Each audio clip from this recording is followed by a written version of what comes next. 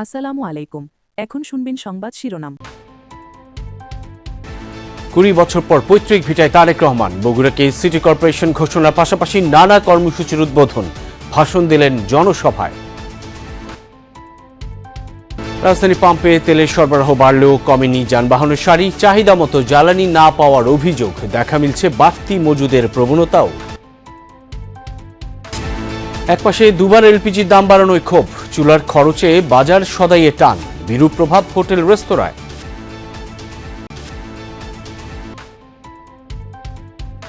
কাল থেকে শুরু এসএসসি ও সমমানের পরীক্ষা, প্রশ্ন ফাঁস ও নকলের বিরুদ্ধে মন্ত্রীর কঠোর হুঁশিয়ারি, নিরবচ্ছিন্ন বিদ্যুৎ নিশ্চিতের তাগিদ। এখন শুনবেন বিস্তারিত। দেশের 13তম সিটি কর্পোরেশন হল বগুড়া। প্রধানমন্ত্রী হওয়ার পর প্রথমবারের মতো নিজ জেলায় সফরে গিয়ে বগুড়া সিটি কর্পোরেশন উদ্বোধন করেন তারেক রহমান। এর আগে বগুড়া সহ 7 জেলায় বেইল বন্ড কার্যক্রমের উদ্বোধন করেন তিনি। এছাড়া দিনব্যাপী নানা কর্মসূচিতে যোগ দেন সরকার প্রধান। বগুড়াবাসীর দীর্ঘদিনের প্রতীক্ষার অবসান, সিটি কর্পোরেশন হলো বগুড়া। প্রত্যাশা পূরণ হওয়ায় উচ্ছ্বসিত সাধারণ মানুষ। গত বছর সদর উপজেলার 18টি ওয়ার্ড ও শাহজাহানপুর উপজেলার 3টি ওয়ার্ডের কিছু অংশ নিয়ে সিটি কর্পোরেশন প্রতিষ্ঠার কাজ শুরু হয়। দুপুরে দেশের 13তম সিটি কর্পোরেশন হিসেবে বগুড়ার নাম ফলক উদ্বোধন করেন প্রধানমন্ত্রী। বলেন, বগুড়াবাসী রাজনৈতিক কারণে গত 17 বছর ধরে উন্নয়ন থেকে বঞ্চিত হয়েছে। সিটি কর্পোরেশন হওয়ায় বগুড়া একটি পরিকল্পিত ও নান্দনিক শহর হবে বলে আশা প্রধান। এর আগে বগুড়া সহ 7 জেলায় বেইল বন্ড কার্যক্রমের উদ্বোধন করেন তারেক রহমান। সকালে বগুড়া জেলা ও দায়রা জজ আদালত প্রাঙ্গণে আয়োজিত অনুষ্ঠানে প্রধানমন্ত্রী বলেন, জনগণ তাদের হারানো গণতান্ত্রিক রাজনৈতিক অধিকার ফিরে পেয়েছে। শুধু আইনের শাসনই নয়, ন্যায় বিচার প্রতিষ্ঠায় তার সরকার কাজ করছে বলে জানান প্রধানমন্ত্রী। জানান, পর্যায়ক্রমে দেশের সব আদালতে বেইল বন্ড কার্যক্রম চালু হবে। এর আগে সকাল 11টার পর বগুড়া জেলা আইনজীবী সমিতির নবনির্মিত ভবনের ফলক উন্মোচন করেন তারেক রহমান। সকাল 7টার পর রাজধানীর গুলশানের বাড়ি থেকে সড়কপথে রওনা দেন তারেক রহমান। সাথে ছিলেন সহধর্মিণী জুবাইদা রহমান। দায়িত্ব গ্রহণের পর আজ প্রথমবার নিজ জেলা বগুড়ায় পৌঁছান প্রধানমন্ত্রী। জুলাই সনদের নামে মানুষকে বিভ্রান্ত করে দেশে গোলযোগ তৈরির চেষ্টা করা হচ্ছে বলে অভিযোগ করেছেন প্রধানমন্ত্রী তারেক রহমান। বগুড়ায় জনসভায় সরকার প্রধান বললেন, সংসদের সামনে যেই সনদে বিএনপি স্বাক্ষর করেছে তা অক্ষরে অক্ষরে বাস্তবায়ন করা হবে। এর আগে প্রায় 2 দশক পর পিতৃভিটায় যান তারেক রহমান, অংশ নেন ফ্যামিলি কার্ড ও খাল খনন কর্মসূচিতে। পিতৃভূমির যে মাটির গ্রান লেগে আছে গায়ে, সেই মেটুপথ ধরে ছুটে চলা। দীর্ঘ 2 দশক পর সেই শিকড়ে ফিরলেন বাগবাড়ির পিনু। তবে এবার শুধু জিয়াবাড়ির ছেলে তারেক রহমান পরিচয় নয়, ফিরলেন দেশের প্রধানমন্ত্রী হয়ে। 20 বছর পর নিজ আঙ্গিনায় পা রেখে কিছুটা আবেগ আপ্লুত সরকার প্রধান। ঘুরে দেখেন বাড়ির আশপাশ, কুশল বিনিময় করেন পাড়াপড়শিদের সাথে। উষ্ণতায় তারাও বরণ করে নেন তারেক রহমানকে।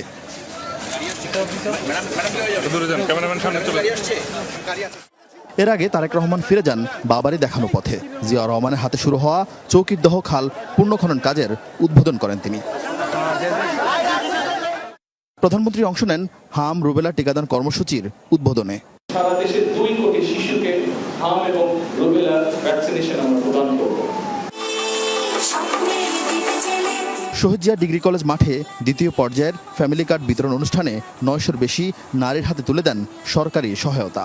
সবার সঙ্গে কণ্ঠ মিলান প্রধানমন্ত্রী। বাদ যাননি তার সহধর্মিণী জুবাইদা রহমানও। মাননীয় প্রধানমন্ত্রী পরে সংক্ষিপ্ত বক্তব্যে জনগণের উন্নয়নে কাজ করার প্রত্যয় ব্যক্ত করেন। বলেন, বিদেশে পাচার হওয়া অর্থ দেশে ফিরিয়ে এনে তা ব্যবহার করা হবে জনকল্যাণে। মা বোনে কোটি কোটি পাচার হয়ে গিয়েছে, টাকা অর্থ সম্পদ চুরি হয়েছে। আমরা এই দুর্নীতিটাকে রোধ করতে চাই, কারণ এটা জনগণের টাকা। সেই টাকা দিয়ে আমরা ফ্যামিলি কার্ড করব ইনশাল্লাহ, সেই টাকা দিয়ে আমরা কৃষক কার্ড করব ইনশাল্লাহ। এ সময় ডিগ্রি কলেজ জাতীয়করণ সহ বাগবাড়ির বেশ কিছু দাবি পূরণের আশ্বাস দেন প্রধানমন্ত্রী। এখানকার মানুষ বিশ্বাস করতে চান, অতীতের পাওয়া না পাওয়া ভুলে তারা এবার স্বপ্ন দেখছেন বগুড়াকে আধুনিক মেগাসিটি হিসেবে গড়ে তোলার যে মাস্টার প্ল্যান, তারা আনুষ্ঠানিক যাত্রা শুরু হয়েছে প্রধানমন্ত্রী তারেক রহমানের এই তেলের দাম বৃদ্ধির পরও রাজধানীর পাম্পগুলোতে যানবাহনের দীর্ঘ সারি। চাহিদা মতো তেল পেলেও সংকট রয়ে গেছে আগের মতোই। পাম্পে পাম্পে কয়েক কিলোমিটার দীর্ঘ এই যানবাহনের সারি। সরবরাহ কম থাকায় দিনের বেশিরভাগ সময়ই বন্ধ থাকতে দেখা যায় বেশ কিছু পাম্প। পরিস্থিতি স্বাভাবিক হতে আরও কিছুদিন সময় লাগবে বলছেন পাম্প মালিকরা। তপ্ত রোদে ঘন্টার পর ঘন্টা অপেক্ষা যানবাহন মালিকদের। দাম বাড়ার পরও পাল্টায়নি চিত্র। দীর্ঘ সময় অপেক্ষার পরও নেই নিশ্চয়তা। পাম্পগুলোতে সরবরাহ বাড়ানোর পর আগের চেয়ে বেশি পরিমাণ তেল নিতে পারছেন গ্রাহকরা। ফুয়েল পাসধারী মোটরসাইকেল চালকরা পাচ্ছেন 1200 টাকার তেল। তবে অনেকে আবার ট্যাঙ্কের তেল নামিয়ে রেখে আবার তেল নিচ্ছেন। কর্মকর্তা জানান, পাম্পগুলো গত বছর এ সময় যে পরিমাণ তেল পেত এখন তেমনই পাচ্ছে।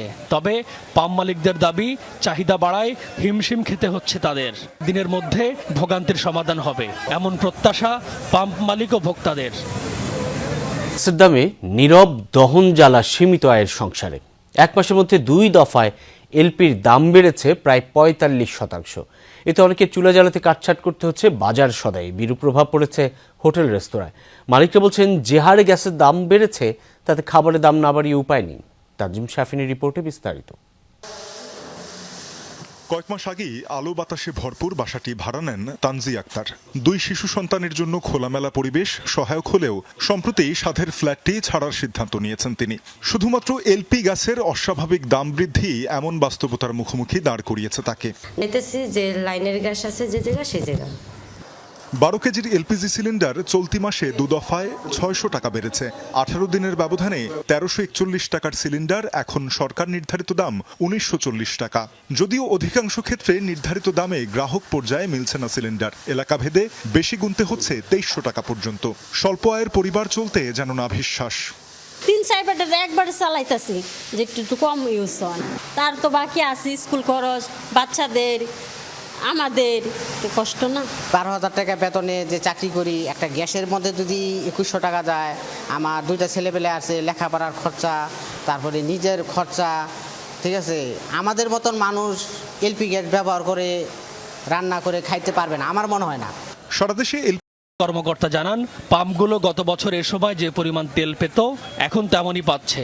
তবে পাম্প মালিকদের দাবি, চাহিদা বাড়ায় হিমশিম খেতে হচ্ছে তাদের।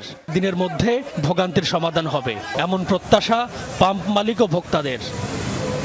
গ্যাসের দামে নীরব দহন জ্বালা সীমিত আয়ের সংসারে। এক মাসের মধ্যে 2 দফায় এলপির দাম বেড়েছে প্রায় 45%। এতে অনেকে চুলা জ্বালাতে কাটছাট করতে হচ্ছে বাজার সদাই। বিরূপ প্রভাব পড়েছে হোটেল রেস্তোরাঁয়। মালিকরা বলছেন, যে হারে গ্যাসের দাম বেড়েছে তাতে খাবারের দাম না বাড়িয়ে উপায় নেই। তাজিম শাফিনের রিপোর্টে বিস্তারিত।